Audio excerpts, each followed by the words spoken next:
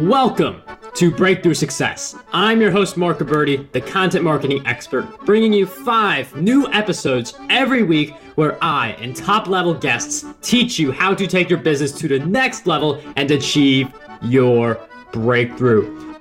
Hello, Breakthrough Success listeners. I just wanted you all to know before the episode actually starts, I've been working a little bit behind the scenes to give you something really special. So a while ago, I wrote my book, Content Marketing Secrets, which helps people create, promote, and optimize their content for growth and revenue.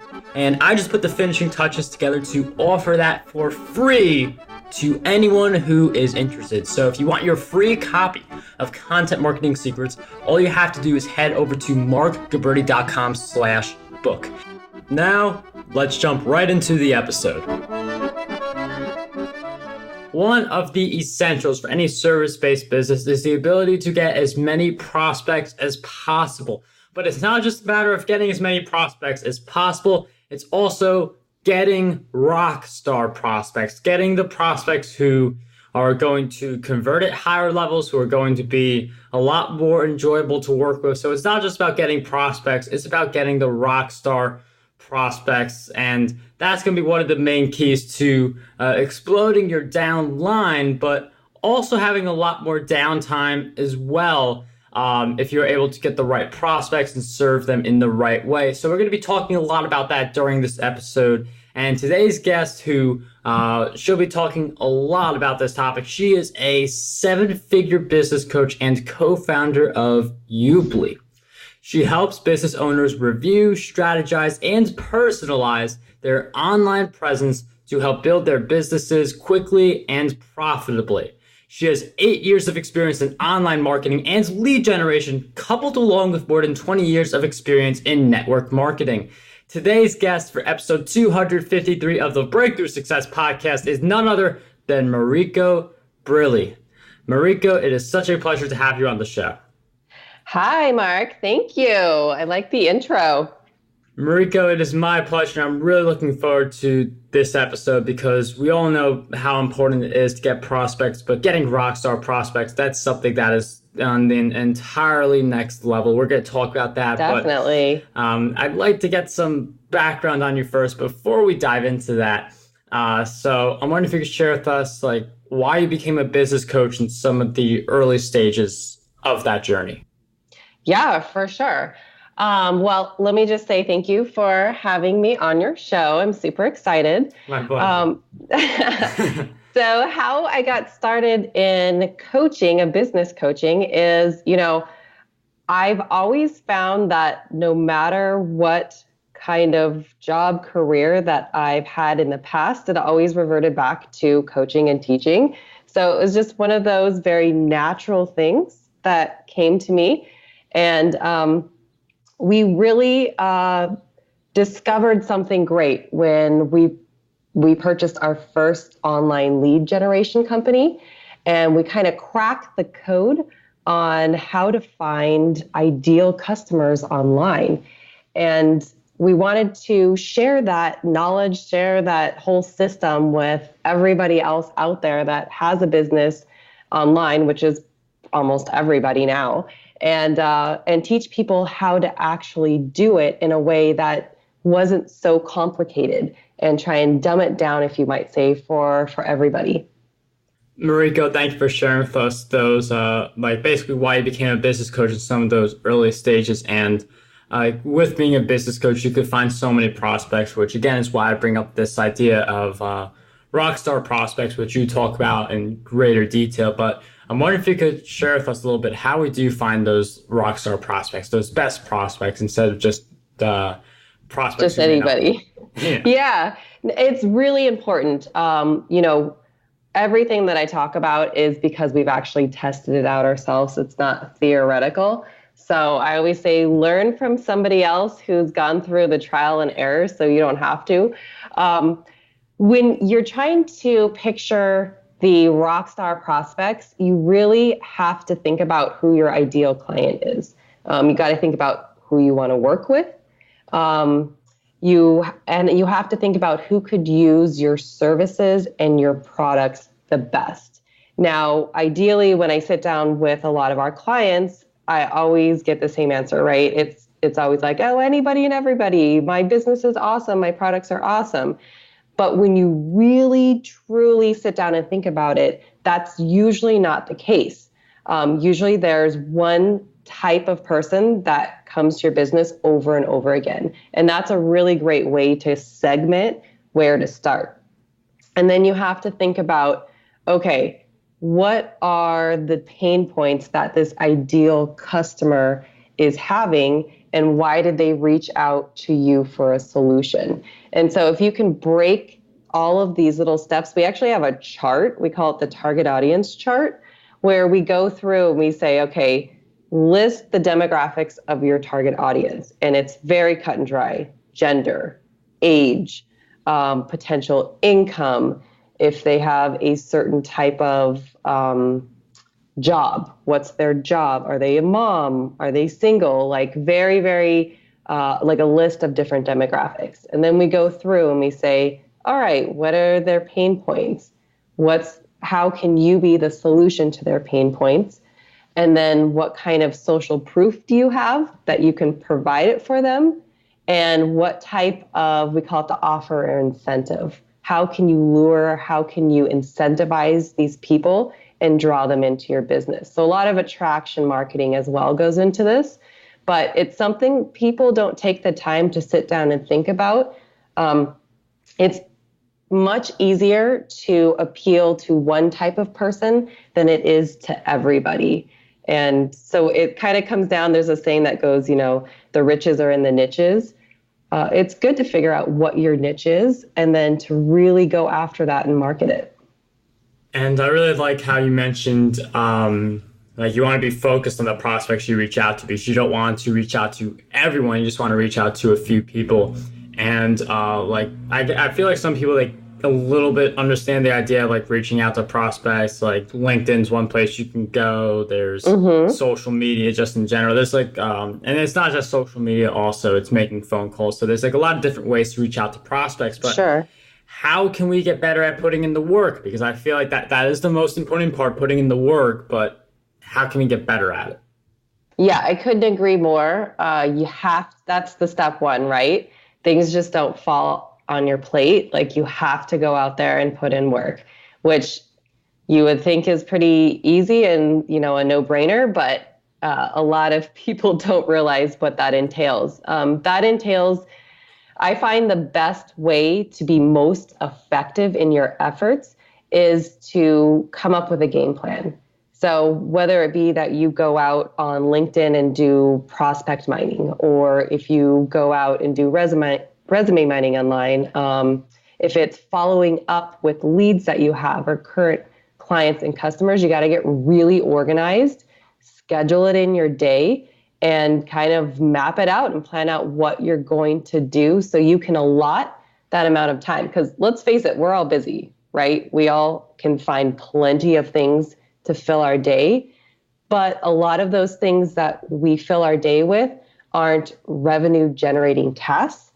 And they're a lot of busy work. So if you can eliminate the busy work and really focus in on tasks that you're going to make money from, that's where you'll see a lot more leaps and bounds with trying to get more clients in through your front door. And I mean, again, like I really like that theme of putting in the work, because it's something where like you just have to do it. The importance of it cannot be stated. But one of the dangers of putting in all this work to reaching out, prospecting, serving the people who you have as clients. So like there's a lot of work that you do have to put in, but how can we continue to put in high value work, like growing our business, while having time for our families and friends? Oh boy, that is the age-old question, right? I fall victim to being a workaholic myself. For me, what I've found is it's setting boundaries. And it's also the schedule. I live and die by my schedule. I pretty much have my whole day mapped out from the time I wake up to the time I go to bed. And I try and follow it as closely as possible. That way, I allot times in. I know that from let's just say from 3 to 6 o'clock, I do not work at all because I want to pick up my kids from school and I want to make dinner. And that's my time to spend with family. But I do know after 6 o'clock, if I haven't gotten certain things done and I need a couple hours of time to squeeze in for work, I will allow myself, an hour or two to do that.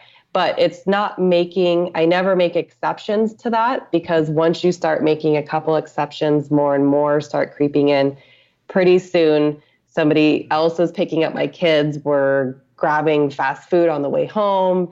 And, I'm constantly working and I don't see my family. So having boundaries and not really bending the rules, for me, that works. And I mean, the boundaries are very important. And one of the things I do want to ask is, how exactly do you enforce those boundaries? Because, at some moments you can maybe spend an extra hour, and then as you mentioned, when you let more and more people into those boundaries, they start to disappear. So how can we stay firm with the boundaries that we set? By letting other people know your boundaries. So that's the biggest one. You got to share it with everybody. My husband knows that, from this time to this time, he knows exactly what I'm doing, and he doesn't ask me to do anything else. Our employees or people at work, they know, don't text me, don't email me. No, they know that between that time frame, I'm busy, and if they need to get a hold of me, they can wait till 6 or whatever time it is after that. So it's letting everybody know and then proving it. So sticking to it. So if someone does text me at 5, I'm not going to answer back until 6, and just not bending, I guess. Otherwise, as soon as you open the gate a little bit, it's just kind of like the whole floodgate opens and you no longer have a boundary anymore. And I really like that idea of telling people about the boundaries, because they're not going to know what your boundaries are unless you say it. And if they don't know your boundaries, then they think it's 7 p.m., 8 p.m. or fair game. So it's really good to let people know what those boundaries are. But I'd like to shift a little back to the business standpoint, like finding those great prospects and converting them. And not everyone's doing that. Some people they just want to figure out how exactly to make the magic happen. So what do you believe holds most people back from finding and converting the right prospects? For sure. We have a very systematic process, mostly because we are actually training people how to do it as well. So we have to keep it really simple and very easy to follow. So we've actually broken it down into 4 simple steps. We talk about branding your business online. Then we talk about the traffic and funnels. And then we get into sales. So those 4 components right there are actually the start to finish of online marketing, lead generation, attracting the right people, and actually profiting from it. So just getting into, let's say, the traffic side. So the actual generating the leads, we primarily use Facebook, and that's what we teach. We've tried out lots of other social media. We've done Google AdWords, and it always points back to Facebook as having the best ROI. You can get I would say, least expensive leads through Facebook. And so that's what we teach other people to do. And it's simply going out and putting an advertisement on Facebook. So it's like when you are looking at your news feed and you see a sponsored post come up, that's an ad. And then learning and teaching people what do you do after that? So teaching people to incorporate a sales funnel, which is kind of a big word for just the step-by-step process of where to lead somebody online to actually turn them into a client, turn them into a purchase. And can you talk a little bit more about your Facebook ad? Because some people may be wondering, what kind of landing page do I lead them to? Do I lead them to a free 30-minute or something else? Yeah, I mean, it's interesting how complicated people actually make it, but essentially how the whole process works is we put an ad out there on Facebook. using a very targeted demographic. So like we talked about before, you just don't throw it out there to anybody and everybody. You only want your ad being shown to people who would be interested in your business. And then we send them to a landing page, lead capture page, opt-in page, whatever you want to call it. They're all the same. And that's where it's almost like a sales page, a very mini advertisement where there's a form where they can fill out their name, their email address, and their phone number. Ours is we have people register for a webinar, but it could be for pretty much anything. It's where the person can actually fill in their contact information, where they actually turn into a lead right there. From there, it can split off in many different ways. Like I said before, we do the webinar. So people would actually then register for the webinar, they'd watch the webinar, and then decide from there whether they want to sign up for our business or not. Other people, if you have like an e-commerce side where you're selling a product or you want people to purchase something right there, you can drive them to like your website where they can make that purchase or watch a video. So lots of different ways of doing it, but the basic idea is having a Facebook ad, sending them to a place where you can capture their information where they turn into a lead, and then trying to get them to like, what's the purpose? What's the point? Either purchase something or fill out an application to work with you. We love the whole model of the application so we can actually talk to the client because we don't want to work with just anybody and everybody. And we do more high ticket as well. So it's a little bit more difficult to get somebody to spend a lot of money online than it would be if you were marketing what my daughter loves squishies, right? For $5. A little bit different of a strategy for sales on that. And it's interesting how you mentioned webinars as one approach, because a free 30-minute call, I've seen a lot of that. You get the call, you have an idea of the coach, but with a webinar, you get an idea also of how much value you can provide, and it's a much easier format to scale. So definitely a different way to think about approaching prospects and getting people into the door, getting people to become clients. But one of the things that I also wonder is that I know that like on any journey, like there are ups and downs, like there's a lot of backstory to each person that we don't fully like get the whole picture of. So with that in mind, I'm wondering if you could share with us one big challenge that you faced in your journey and a powerful lesson you learned during that challenge. Oh, there have been so many. Being a business owner, man, sometimes you feel like you're on this roller coaster of a ride. But I would say one of the biggest obstacles that we have faced so far is when we first launched Yoobly. When we were getting started, we had this amazing idea and really didn't know exactly, we didn't have anybody telling us how to take this amazing idea and transform it into a business. So it took a lot of time and money that we weren't expecting. It took about, I would say in the end, we owed about $200,000 just to get our business launched and work out all the kinks on top of what we were funding from personally, what we were funding as well. And it took us about a year and a half to really get everything up and running and cranking to what we wanted it to be. And not ever having a startup company before or starting one, I found the stress of the financial debt to be really overbearing and overwhelming. And having to make a lot of painful decisions about, the business and the lifestyle. But it kind of came down to having a dream, having an idea, making sacrifices in your life to obtain that goal and obtain that dream. And, if I learned anything from going from that whole process, that it does take time and it does take money to actually get to the spot where you want it to be. And it takes a lot of drive and determination. There are a lot of times where I wanted to throw in the towel. I wanted to quit.